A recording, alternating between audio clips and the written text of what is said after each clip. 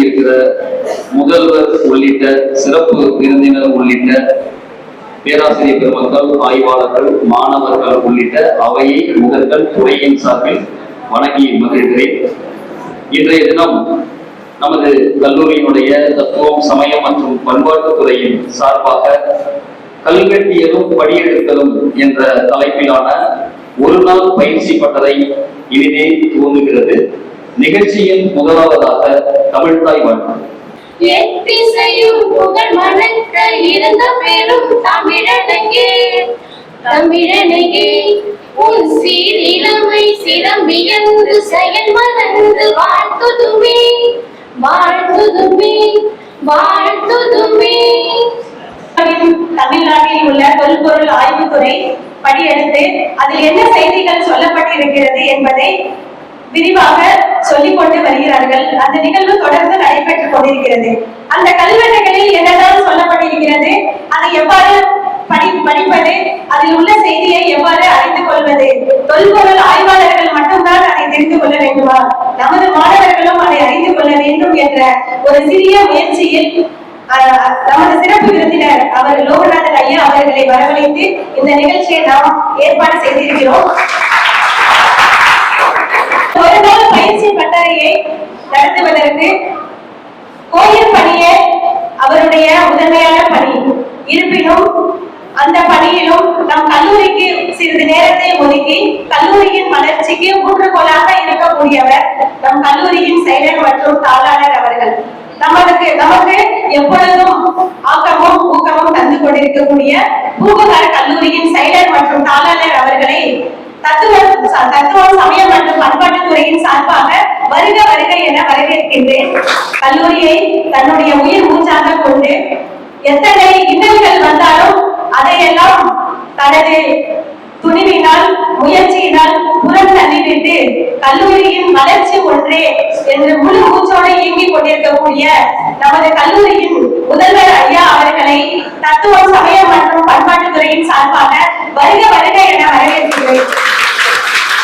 இந்த ஒரு நாள் பயிற்சி பட்டறையின் கதாநாயகர் லோகநாதன் ஐயா அவர்களை தத்துவம், சமயம் மற்றும் பண்பாட்டுத்துறையின் சார்பாகவும் பூம்புகார் கல்லூரியின் சார்பாகவும் வருக வருக என வரவேற்கின்றேன்.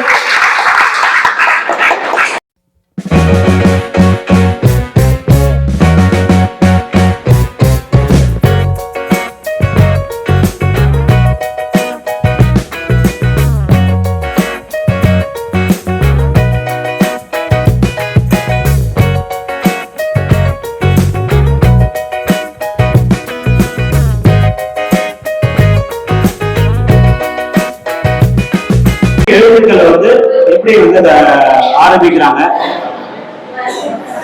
அதுல இருந்து ஒவ்வொரு காலகட்டத்திலே எப்படி வந்து டெவலப் ஆகி வந்திருக்கு. அதாவது கிமு 3ஆம் நூற்றாண்டுல இருந்து நமக்கு வந்து தமிழ் கல்வெட்டுகள் வந்து தமிழ்நாட்டுல கிடைக்குது. அந்த அடிப்படையில நம்ம ஒரு சார்ட் ரெடி பண்ணியிருக்கோம். ஒவ்வொரு காலகட்டத்திலையும் அந்த வடிவங்கள் மாறி இப்ப நாம பயன்படுத்துற அந்த வடிவத்தை நம்ம பெற்றிருக்கிறோம் அப்படின்றத நம்ம இந்த சார்ட் மூலமா நம்மளுக்கு எழுதி காட்டுறோம். அது உயிரெழுத்துக்கள் எப்படி இருக்கு, மெய்யெழுத்துக்கள் எப்படி வந்திருக்கு, அதுக்கப்புறம் தமிழுக்கு அப்புறம் வட்டெழுத்து எப்படி வந்துச்சு, வட்டெழுத்துக்கு அப்புறம் வந்து கிரந்தம்ன்றது சமஸ்கிருத எழுதுவதற்காக பல்லவர்கள் பயன்படுத்தினது கிரந்த எழுத்துக்கள். கிரந்தம்னா நூல்னு பேரு. ஸோ அந்த மாதிரியான ஒவ்வொரு காலகட்டத்தில் என்னென்ன எழுத்துக்கள்லாம் தமிழ்நாட்டில் வெளியே இருந்தது, அதை நம்ம எப்படி வந்து கண்டுபிடிச்சு அதை நம்ம பொருள் புரிஞ்சுக்கிட்டதை நம்ம இப்போ எழுதி காட்டுறா. நீங்க கொஞ்சம் பழகிக்கணும். இதுதான் வந்து நமக்கு வந்து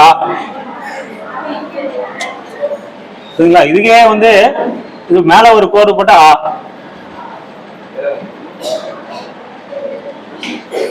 இதே மாதிரி நமக்கு வந்து புள்ளி வைக்கிறாங்க. சத்துன்னு போட்டது மாதிரி அவங்க வந்து அப்போ வந்து ஈட் அப்படின்னு சொல்லியிருக்காங்க.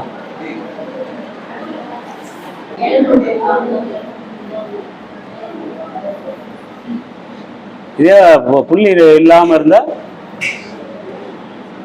ஏ அப்படின்னு சொல்றோம். ஐ வந்து நமக்கு வந்து இல்லை, ஐ வந்து நமக்கு வந்து இல்லை. ஏன்னா அதுக்கப்புறம் தான் நமக்கு வந்து ஐ வந்து ஆரம்பிச்சுது. ஒன்றும் இல்லை, இவர் போட்டு ஐ வட்டெழுத்துல கிபி 4ஆம் நூற்றாண்டுல தான் நமக்கு வந்து திருநாதர் குன்று அப்படின்ற ஒரு கல்வெட்டுல தான் நமக்கு வந்து அந்த ஐன்ற வார்த்தை நமக்கு வந்து கிடைக்குது. இது வந்து ஓ தொல்காப்பிய விதிப்படி வந்து எகர ஒகரம் வந்து புள்ளி பெறும் அப்படின்னு நம்ம சொல்றோம். அந்த விதிப்படி வந்து அந்த எகரத்துக்கும் இந்த ஒகரத்துக்கும் புள்ளி வச்சிருக்கோம். கல்வெட்டுகள் வந்து ரேரா தான் அந்த புள்ளி இருக்கிற எழுத்துக்கள் வரும். இங்க வந்து வட்டத்துல புள்ளி வராது. நெடில் எழுத்துல மட்டும் நமக்கு வந்து இங்க தமிழ்ல மட்டும் நமக்கு வந்து புள்ளி வர எழுத்துக்களும் நமக்கு கிடைச்சிருக்கு. நமக்கு கிமு 3ஆம் நூற்றாண்டுல இருந்து நமக்கு வந்து தமிழ் கல்வெட்டுகள் வந்து தமிழ்நாட்டில் குறிப்பா மதுரை, திருவண்ணாமலை, சங்கம் இந்த மாதிரியான ஒரு பகுதியெல்லாம் நமக்கு வந்து கிடைச்சிருக்கு தமிழ் கல்வெட்டுகள். இது தவிர அகழாய்வில் வந்து பானை ஓடுகளில் நிறைய தமிழ் கல்வெட்டுகள் கிடைச்சிக்குன்னு சொன்னேன்.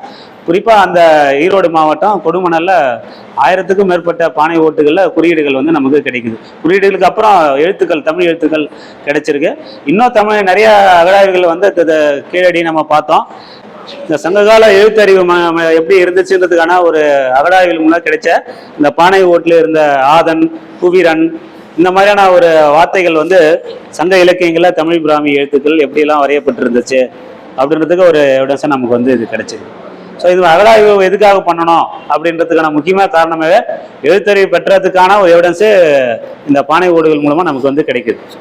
பாருங்க, ஆதன், குவீரன் இந்த மாதிரி நிறைய வார்த்தைகள் வந்து நமக்கு முழுசா கிடைக்கிறது ரொம்ப ரேரு. துண்டு துண்டாக தான் நமக்கு கிடைக்கும். ஏன்னா ஒரு 1000-2000 ஆண்டு பழமையான பூமிக்கு அடியில் அது எடுக்கும்போது எல்லாமே ஒரிஜினலாக வரும்னு நம்ம சொல்ல முடியாது.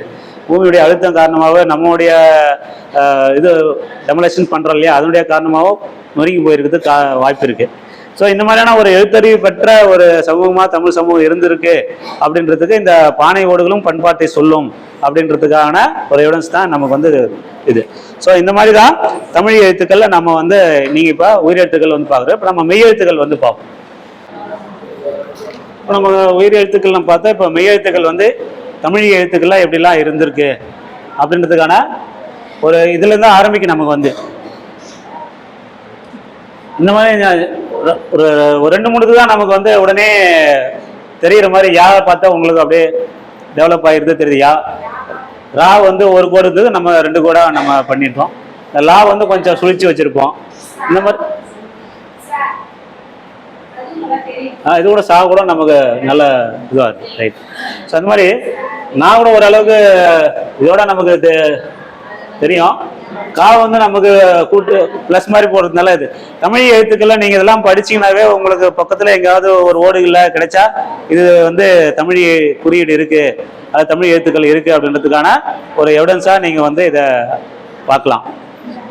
எழுத்துக்கள் வந்து இதை எல்லா இடத்துலயும் நம்ம வந்து இருக்குன்னு சொல்ல முடியாது.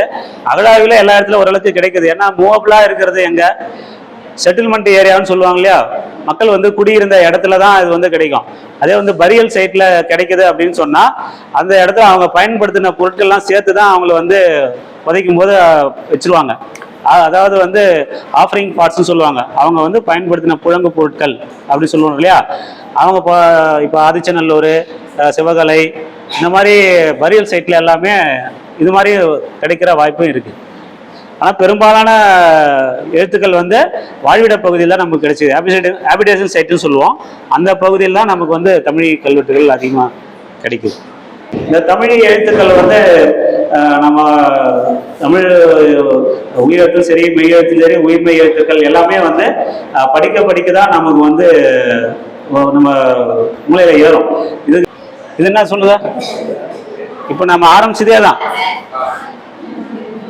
இப்போ உயிரெழுத்துக்கள் நம்ம பார்த்தோம், மெய்யெழுத்து பார்த்தோம். இப்போ வந்து இதை நம்ம வந்து 2000 ஆண்டுக்கு முன்னாடி அகரன்ற வார்த்தை இப்படிதான் இருந்திருக்கும் அப்படின்னு பாரு. இப்போ முதல்ல ஒரு எழுதுறேன்.